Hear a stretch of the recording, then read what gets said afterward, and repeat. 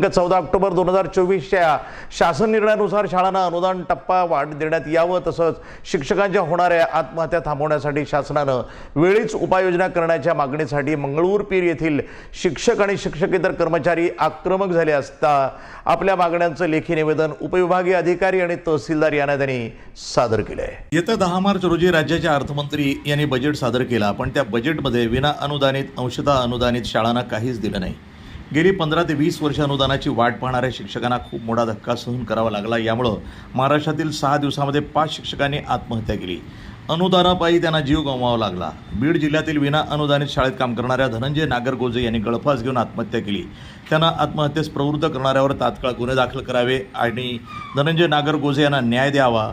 शासनानं विना अनुदानित अंशतः अनुदानित शिक्षकांना दिनांक 14 ऑक्टोबर 2024च्या शासन निर्णयानुसार अनुदान मंजूर करावं आणि महाराष्ट्रातील तमाम शिक्षकांना न्याय द्यावा आणि यापुढे होणाऱ्या शिक्षकांच्या आत्महत्या थांबवाव्या, अशा आशयाचं लेखी निवेदन प्रशासनाला सादर केले।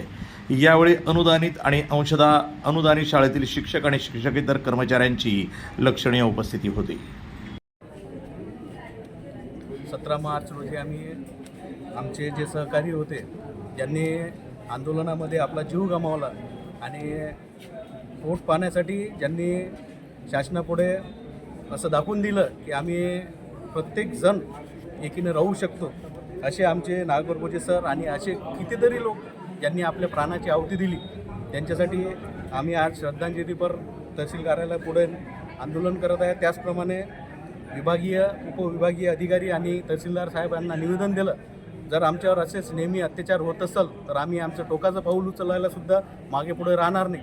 ही आम्ही दिलेली शासनाला एक प्रकारची ज्याला धमकी न म्हणता एक प्रकारची आमची विनंती आहे की शासनानं प्रत्येक वेळेस आमचे जे बंधू आहेत त्यांच्या जीवनाशी खेळू नये आणि येत्या अर्थसंकल्पीय अधिवेशनामध्ये आमच्या आम्ही नाही पण आमच्या मुलांचा विचार करून त्यांनी टप्पावाढीचा पाऊल उचलायला। आज स्वराज शिक्षक संघटना वाशिमद्वारे आमचे स्वर्गवासी धनंजय नागरगोजे सर यांनी आत्महत्यासारखं असं टोकाचं पाऊल उचललं।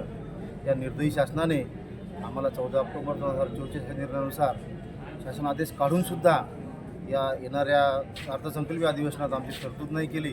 त्यामुळे आमच्या या 6 दिवसात आमच्या 5 शिक्षकांनी आत्महत्या केली। या निर्दयी शासनाला जाग तरी आली नाही, म्हणून आज रोजी आम्ही मंगळूरपीर तहसीलदार ऑफिस इथे आम्ही आज निवेदन देऊन आणि स्वर्गवासी नागरगोजे सर, स्वर्गवासी सोळंके सर यांना आम्ही आज सामूहिक श्रद्धांजली अर्पण केली आणि तहसीलदार आणि उपविभाग अधिकारी साहेब यांना आम्ही निवेदन दिलं। हमारे सब लोगों का यहाँ जमा होने का मकसद ये है कि हम ये जो जितने भी टीचर लोग हैं ये नॉन ग्रांट पर हैं, 60% अनुदान है और सरकार ने हमारे ऊपर अभी कुछ ध्यान नहीं दिया और हमारे जो बीड़ के शिक्षक हैं